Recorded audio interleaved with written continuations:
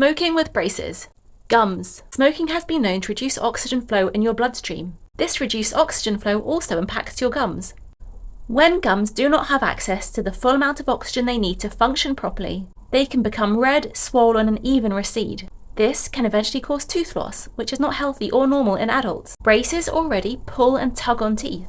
Smoking can make teeth more difficult to move safely. Teeth. Staining is an unsightly side effect of long-term smoking. It happens when chemicals in the cigarettes damage enamel and deposit tar and other residues on your teeth.